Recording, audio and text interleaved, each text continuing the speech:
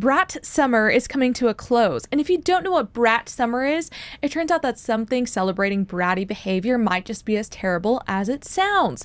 So today we're asking the question, is homeschooling the solution? Are liberal universities the problem? I think it's time to start spilling some sweet tea.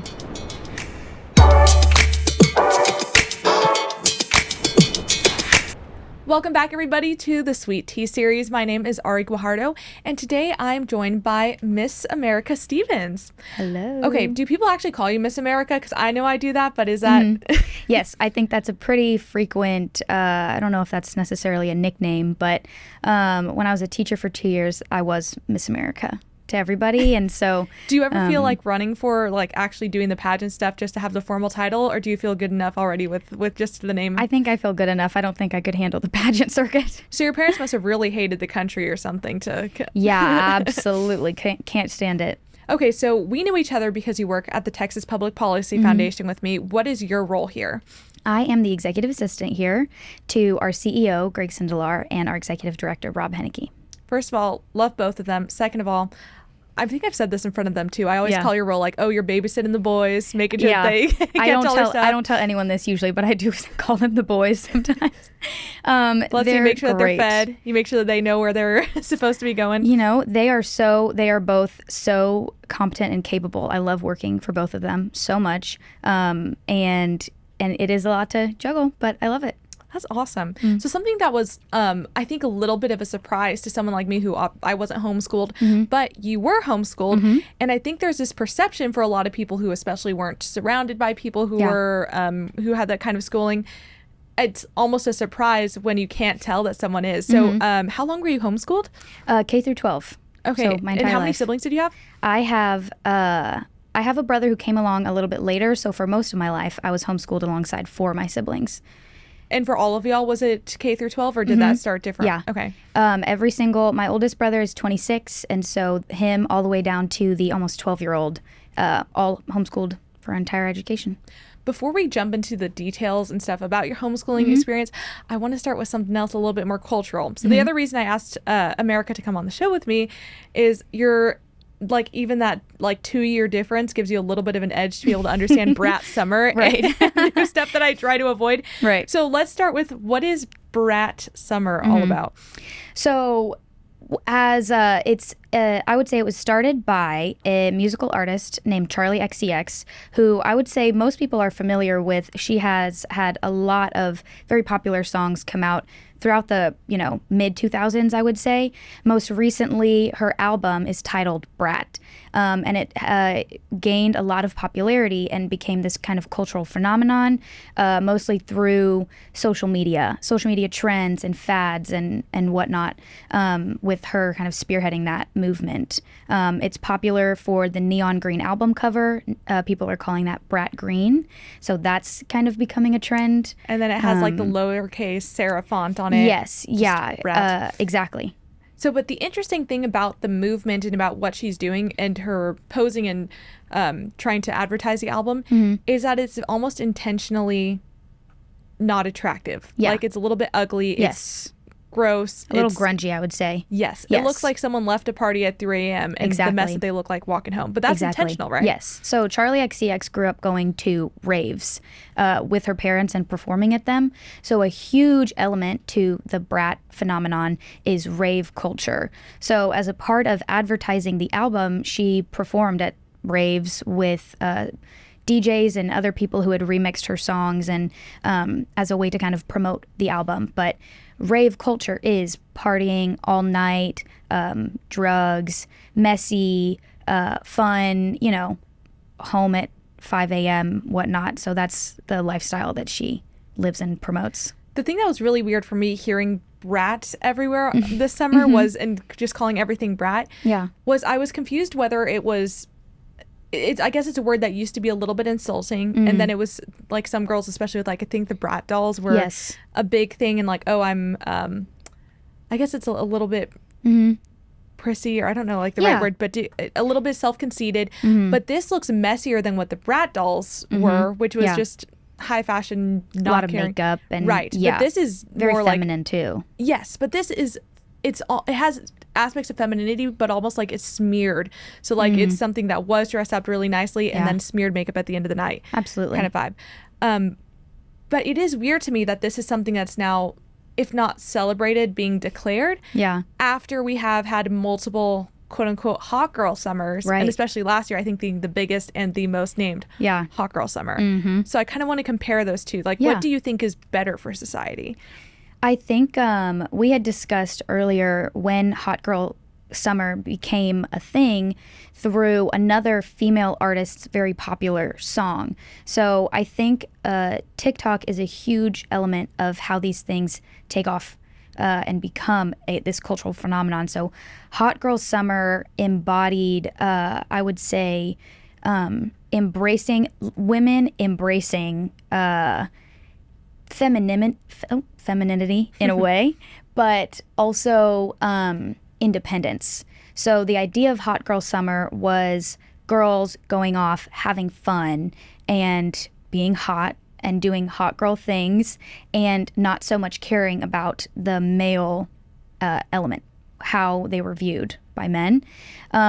Except what hot girl summer is, you know, less clothing and doing these sexy things, like you're catering to the male perspective. And so I would say brat girl summer is a different flavor of that. It's trying to assert independence, say I'm doing this for me, I'm doing this because I feel good and I look good and I want to do these things. And I think it's just a different flavor of hot girl summer. Which one is better? I think they're arguably both conceited and very self-focused, but I think the silver lining of hot girl summer is it had people looking at self-improvement of like, I don't want to be a mess and I want to be better. Yeah. So that's going on your hot girl walks. Yep. You still do your hot girl walks in the morning with your absolutely.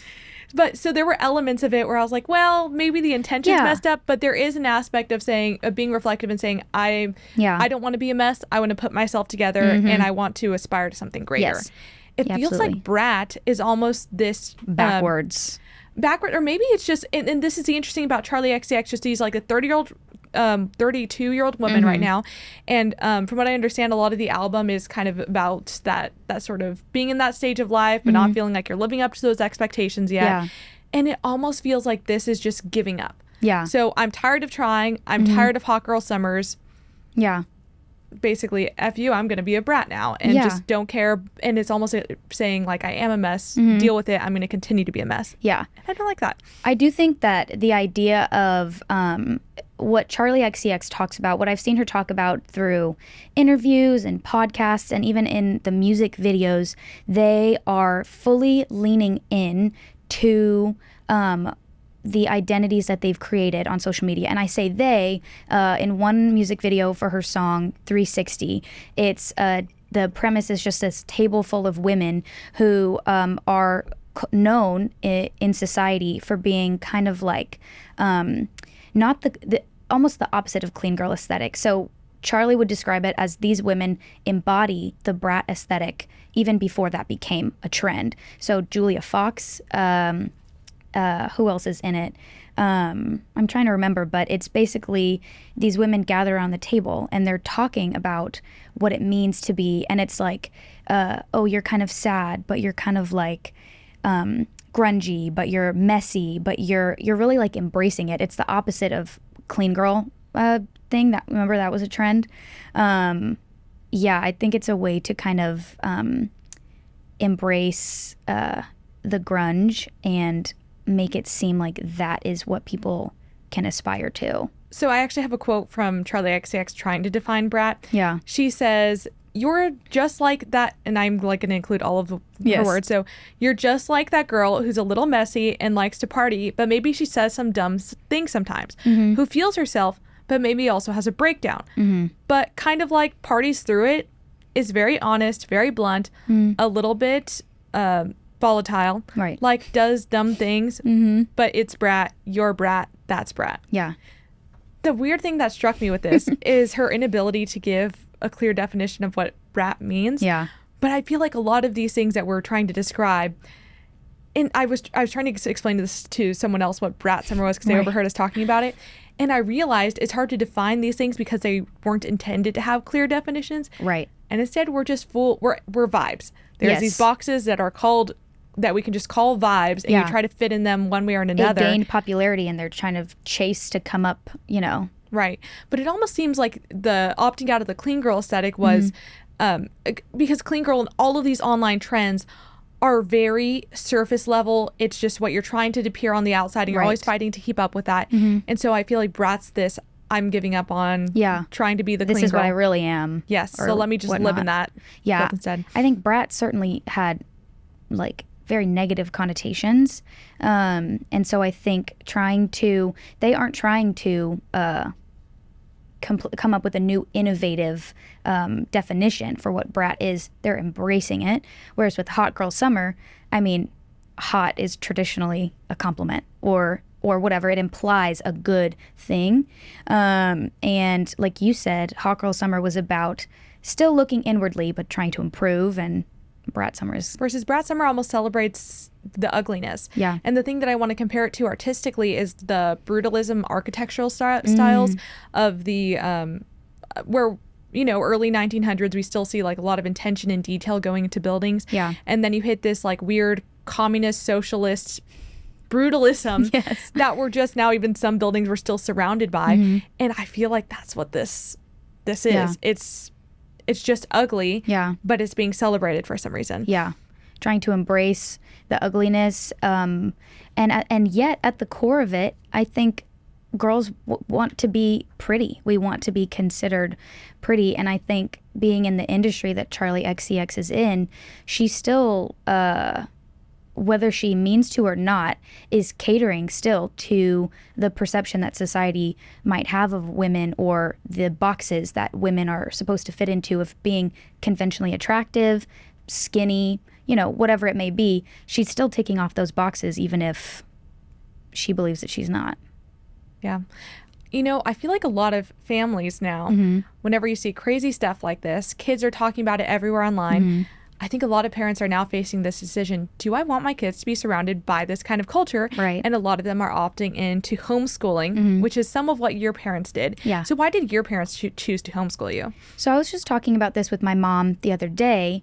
When my oldest brother was about 2.5, we lived in Fairfax County in Virginia, and my parents knew, even really before they had kids, that they did not like the Fairfax County public school system. And I don't think they realized that they would have 6 kids, but I think they knew that it was not going to be possible to really send all of us to the best, Christian private school. So they did their research, and then by the time they had 3 kids, I'm the 3rd oldest, they had settled on homeschooling. My dad was able to work and my mom was able to stay home. My mom is incredibly smart. She went to Georgetown University for her master's and George Washington for her undergrad. And so I don't think she planned on being a teacher necessarily, but she was well equipped. I think above all, they felt called by the Lord that was the best way that they wanted to raise their family and protect their kids from, and I mean, this is 20 or so years ago. Even then, they wanted to protect their kids from what was kind of happening in public schools and what other kids were being exposed to culturally. They wanted to do their best to prevent that from happening. Yeah, I think it's interesting that you said that your mom has a master's degree, but then chose to use it in this way. Yeah. And I say use it in that way because I think a lot of people can look at someone who gets a master's or even goes farther than that, gets a PhD, whatever it is, and they could see, look at like a woman like your mom. Yeah. And without having like a real understanding of family and the importance of it, can say, oh, that's so sad. She didn't get to live up to her dreams, or she didn't use what she had. But do you think that her master's was able to help you guys as she invested in your family and in your education? Yeah, absolutely. She worked for a little when my oldest brother was really little. And then I've talked to her about it before. My dream is to be a stay-at-home mom, to homeschool my kids. That's something that I certainly would not ever consider doing if she hadn't set such a strong example. So I think above all, my mom having such a strong education certainly helped with the educational aspect of homeschooling, teaching us. But it was so much more to that. Her staying at home with us all day, the curriculums that she's researched, the effort that she put in. There's so much more to it than just the curriculum that's used. So I think overall her faith is kind of the central aspect of how she was able to homeschool 5 kids. At one point, I think we were 5 under 6. So she had us all at home and was just at different points throughout the day helping us all with our schoolwork. And we would all do school together in the same room, or she would help us individually. And then as we got a little bit older and a little bit more independent, we could go do our own work. But yeah, I think my mom, her kids are her pride and joy, which is, as her kid, the best thing ever. So I think she would never, I don't think for a second has ever questioned her choice to stay home and that it was the right thing to do. Despite putting so much time and effort into her education, I think it primed her really well to feel comfortable homeschooling us. We're also at a time now where there's more options than ever, especially if you're in a more urban area, to have different kinds of schooling.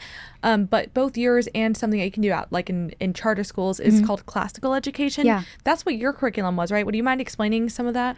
Yeah. So classical education, again, I was talking about this with my mom. We had done it for the first couple of years, I would say, of all of us being homeschooled. It's based on, I think, the 3 tenets of learning, and I'm coming up short for, I can't remember what those are called, but we did something for a lot of my childhood. I would say for me, ages probably 6 to 10, was this essentially a homeschool co-op, which is just a formal group of homeschool families meeting, and the parents teach classes, and classical conversations was something that was focused on the classical, specifically a classical curriculum, whereas another co-op that I went to for my entire K through 12 experience was more relaxed, and you could choose from a variety of classes. But with the classical education, I mean, we focused on Latin, we focused on, I'm trying to recall, we didn't end up sticking with it for too long. Gotcha. From what I've understand from the people who really like it is, so even classes like math, you're not just learning how to like count numbers and how to do all the math pieces. You're also learning about the people who founded math, how they got there. And so you're learning to process through that kind of history. Yeah, education. And a part of the classical education too was I could still recite to you all the multiplication tables, the songs. Part of the classical curriculum is as much information as possible, even if the child is not really understanding what it means, they still have that baseline, so that later as they begin to move kind of up and learn 7 times 7, they already have the whole multiplication table memorized, and it just helps it click into place. So that's interesting. I didn't know that aspect of it. We did enough, I'd say we did classical for long enough that I would say pretty much all of my siblings, maybe except for my youngest brother, kind of have that foundation of education before we moved on to other different kinds of curriculum. So I also want to draw attention to something else you mentioned, which is that you were with all of your siblings of all different ages, all learning together. Yeah. And I feel like, especially because I was someone who, of course, was just, you go one grade, then you go to the next grade, you're with people your own age. Yeah. And honestly, I never identified with peers my own age, and that was very upsetting for me in social circles where I felt like a lot of people around me were more immature. Yeah. And it was really weird, especially like when 8th grade, everyone who I was friends with went to high school or vice versa in different grades.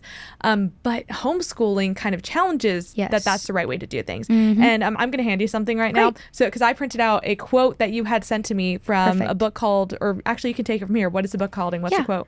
The book is called A Father's Compass. I believe it's 21 foundational principles, or it's a little bit of a longer title.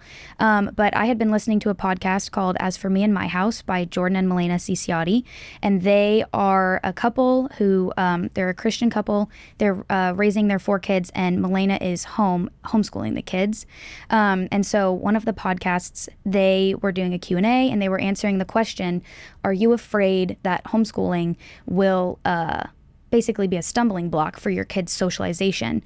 So in response to that, Jordan, the father, quoted this book. I can read off the quote.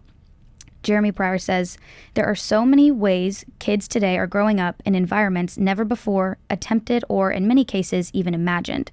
One of these social experiments we've been running, both in the church and at school, is to raise and educate kids almost entirely in the same age groups. It's clear the advantages to this system are for both control and curriculum. The transition from the one-room schoolhouse to same-age classes emerged from the need to educate children at a massive industrial scale. This, in turn, has given rise to a new kind of person, the peer-centered child. We now take it for granted that a child will care less about their parents' opinions of them and more about their peers. We assume, because this is so common, this is healthy socialization. But is it? So what about that stood out to you, especially in light of your own education? Yeah, I think he put into words what I experienced. So I have siblings, a pretty wide variety of ages, growing up together in the same household. I attended a homeschool co-op that I would say is where I got most of my socialization from, but was also every single one of my siblings, because of my mom and her just desire to have us be socialized. We did sports, we did clubs, we did summer camps and VBS and church and Sunday school. So we had a lot of different outlets for socialization. I don't think at the time when I was being homeschooled, I desired the peer-centered lifestyle. I wanted to be like everyone else. I cared so much about what everyone else thought of me. And so I'm very grateful looking back that that was not my experience. I think to my relationship with my parents now, I so value their input, and being homeschooled really allowed me to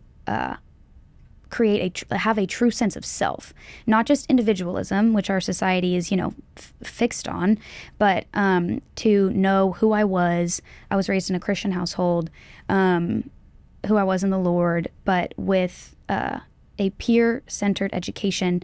It's in the podcast, Milena argues that kids who go to public school often find that it's very difficult to interact with people of all kinds of ages. So for me, I'm very comfortable with little kids, middle schoolers, high schoolers, adults, Actually, I do want to make a point about that. So something that was really impressive about you starting, especially in your early 20s, right out of college, you were able to take on the role and be very comfortable speaking to people who were over twice your age in your job. Yeah. And you just comported yourself well and were able to speak almost on that peer level. Yeah. Whereas I feel like anyone else who's coming straight out of college might not know how to have those kinds of social dynamics yet. Yeah. Well, because even through the way that most people are educated, K through 12 and then beyond through college, you are surrounded by people your own age who are also figuring themselves out. That's a huge thing, is who am I, and identity. And I think when you're comfortable interacting with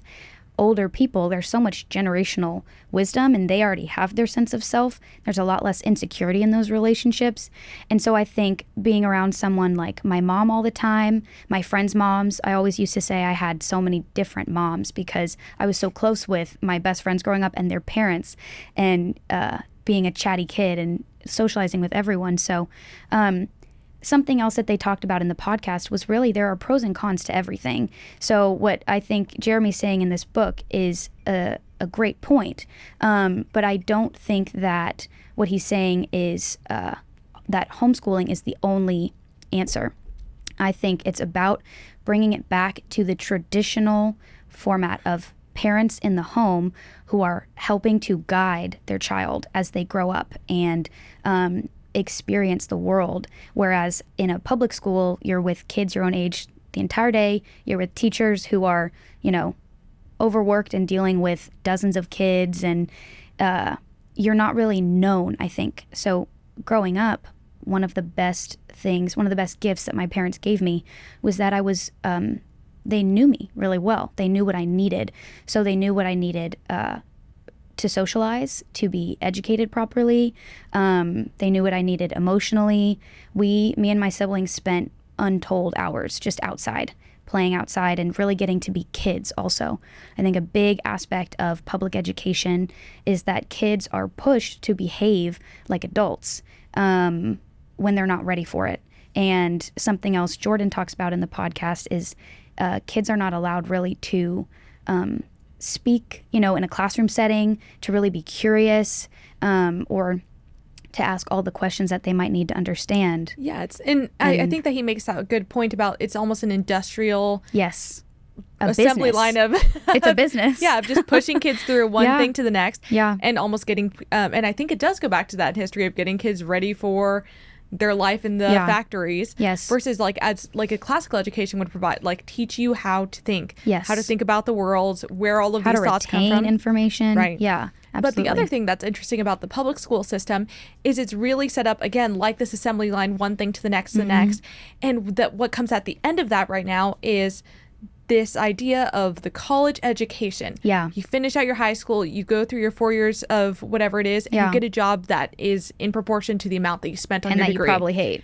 Maybe. But then also there's also this thought, well, if you want to go one step further, you get a master's, you get a PhD, and you're guaranteed a position that will make you unlocks a lot of doors. Right. Yeah. Well, unlocks a lot of doors, but then unlocks monetary value equivalent to what you were putting in by the college years of education and the expense that you're putting on it.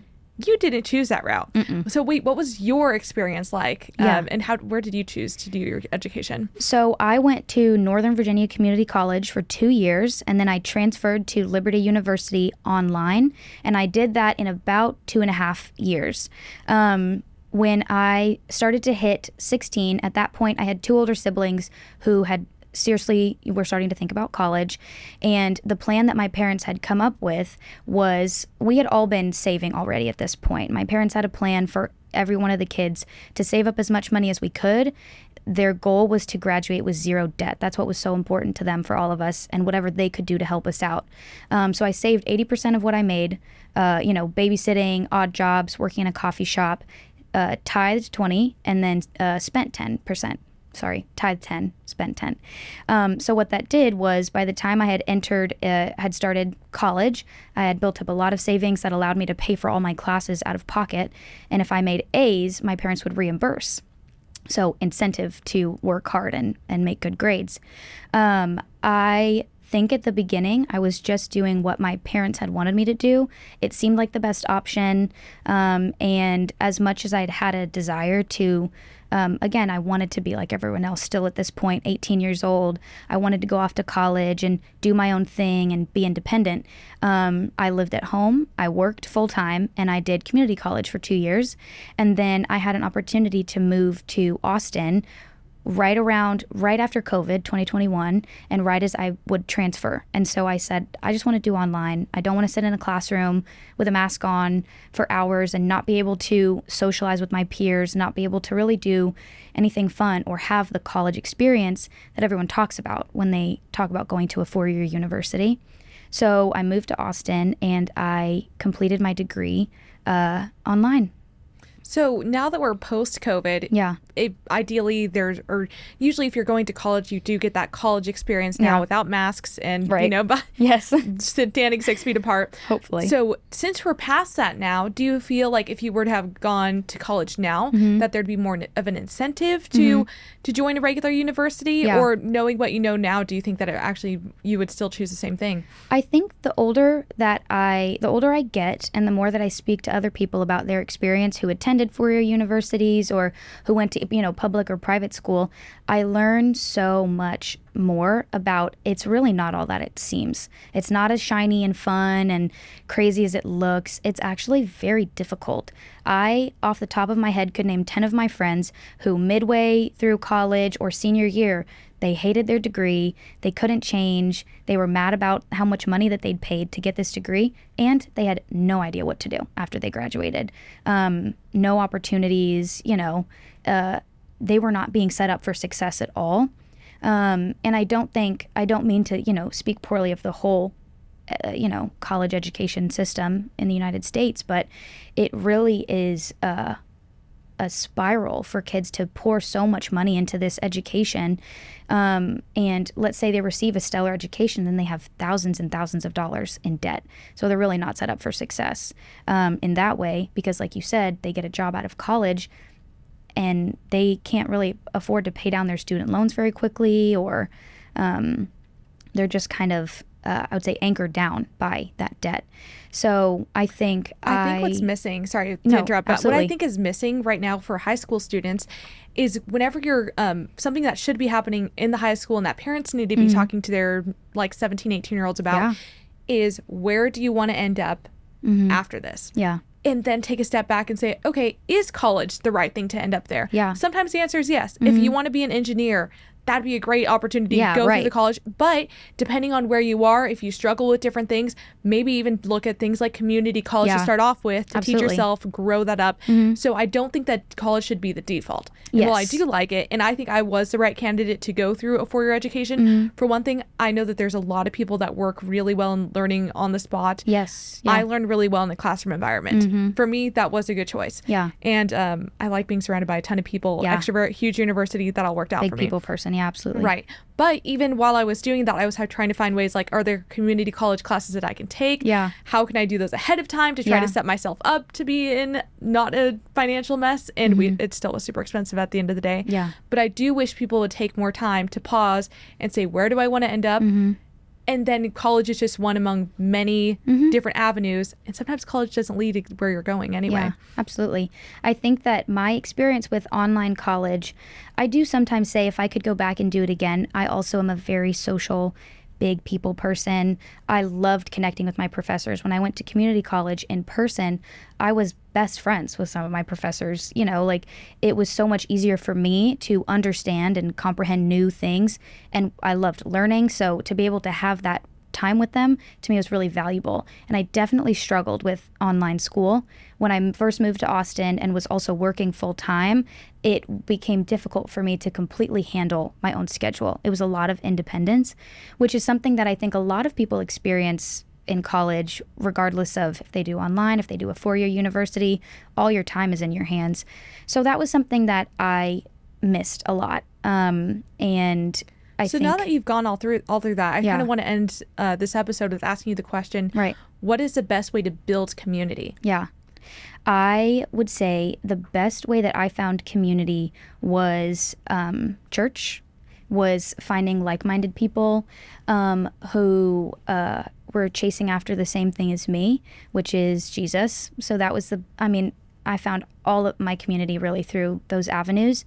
When it came to school, it was harder to find community with people behind a screen, but I was lucky in that I had a sister that went to Liberty in person. I had friends that went there. So even within the Liberty circles, despite me being online, I still had community there. I have family that lives out by the college. So I was, blessed in that regard. What I would say to kids in college who are wanting to find communities, I would say, be bold, put yourself out there, and get out of your comfort zone a little bit. Not in the way that Brat Summer is asking people to go out and rave, but I think there are really great Christian clubs on college campuses that really seek to bring people together. And that was something that when I did community college, I joined Young Life and I found community there. But I think church is really one of the best places that any young person can find community, not just like-minded people their age, but as I kind of mentioned, generational wisdom, younger families, really painting a full picture of what community actually looks like. And I think that's so valuable for young people, especially if maybe you struggle with socialization, to get comfortable around people of all different ages. I think that's something that a typical college experience might not offer people, being surrounded by your peers, but also maybe feeling isolated. And I think don't be afraid to go up to someone and say hi and start a conversation and ask that person to coffee. And I think to pull it back to Brat Summer, it's all about thinking of yourself. I would say the best way to find community is to think of other people, to not just think about yourself, but think, how can I connect with people, and what can I do to really create community around me, not just stumble into it, Yeah, that's a great way to put a bow on everything. So thank you so much, Miss America, Thank for joining me on the Sweet Tea series. Thank you for having me. We are now doing episodes every other week. So in 2 weeks from now, we will see you again. Thank you so much for joining.